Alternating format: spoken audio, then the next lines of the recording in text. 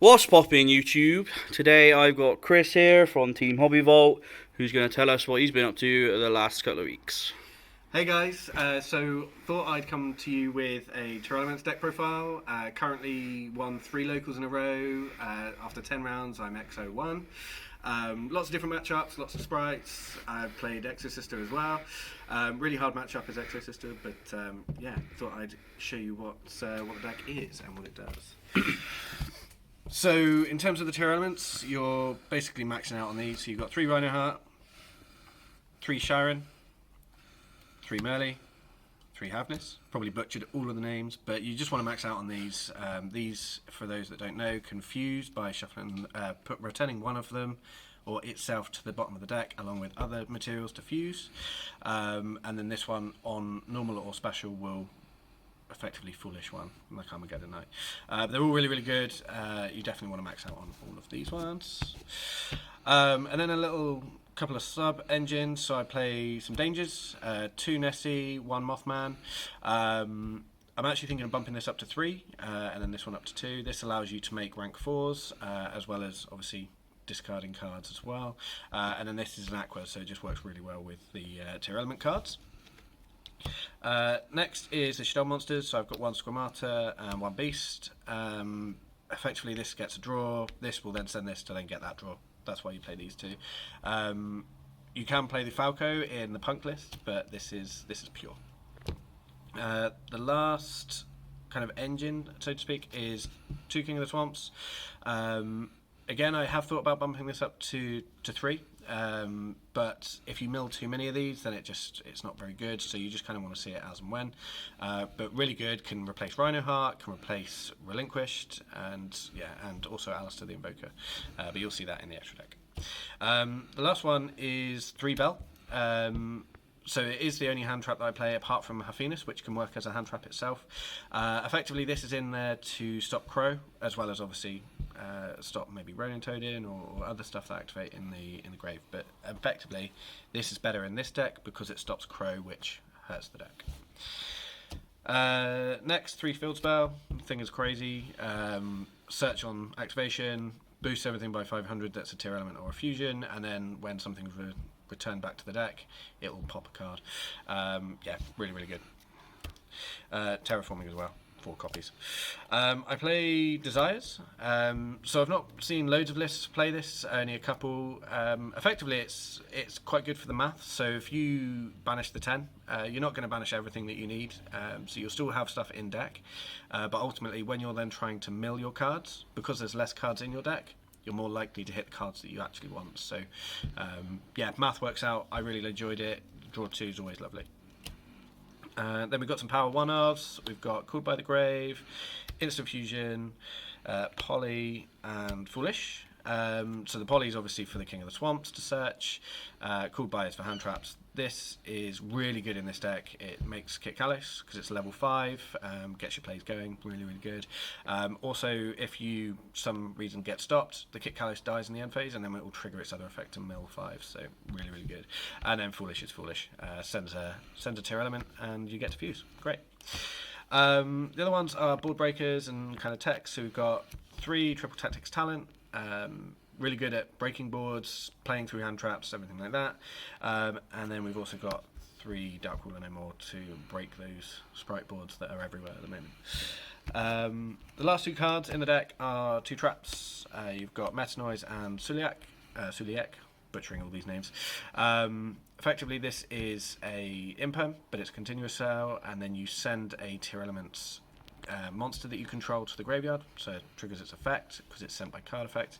Metanoise is a Book of Moon and a Foolish Burial, so you Foolish for a tier element card, and you then get your fusion players. This effectively turns into another Dragit Spelia or something like that, so really, really good. You do have to control a tier element on field to be able to resolve these though. Is there anything that's changed going forward, or? I think the Nessies, so yeah, 3 Nessies is really, really good. 2 Mothman. I do like that engine. Yeah, it's really, really good. Apart from that, actually, I think the deck is working really well, really consistent. Can play lots of sort of roots and yeah, when you kind of get stopped one thing, it can pivot into another. So I really like it at the moment. I wouldn't change much. The only other thing that I've been maybe thinking of is main decking something that's in the side deck that you will probably find out in a minute, and I'll tell you about that in a minute. But we'll go on to, in fact, I'll lead us on. So we'll go on to the side deck. So we've got 3 sphere modes. Forgot what that was then. Really good at cracking boards, splice boards. Yeah, really good. I'm playing 2 Mischief for the Gnome. I was playing 3, but I'm testing something out this evening. But really good. Every time I've resolved this, the sprite players have just passed. Really good, and can be activated from grave as well. So when you're milling, it works much better than deck dev and stuff like that. You've got 3 draw. Again, this is for a lot of matchups. There's some Drytron. There's kind of all the decks that don't get hit by sort of all the other cards in my side. This tends to hit, so really good card. I've got 3 Twin and 1 Galaxy Cyclone. So this is your out for Mystic Mine, because you can mill it and then you can activate it, banish it from grave and pop, and then this of course is just good for back row. The last card in the side, the one that I've been testing, is 3 Mask Change 2s. It didn't come up today, but so yeah, so in the mirror match, really good card. It can trigger all of your Tearlaments cards when you use them as the material.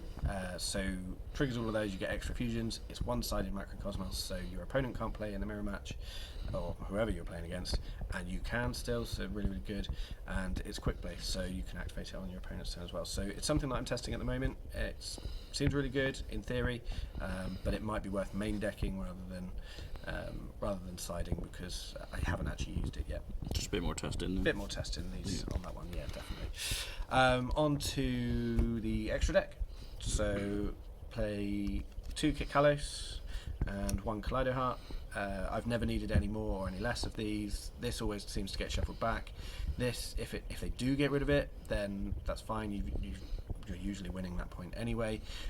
Or if they do send it to grave, manage to get it to grave twice in a turn, then Kit Kalos can actually bring that back and then trigger its own effect. So it's, yeah, really easy, and yeah, you only need to play that. Other fusions, I've got Winder, I've got 2 Dragos Tepelia, I've got Dark Hero, Master Hero Darklaw for the Mask Change 2s, Millennium Eyes Restrict, Guardian Command, and last one is Kaliga.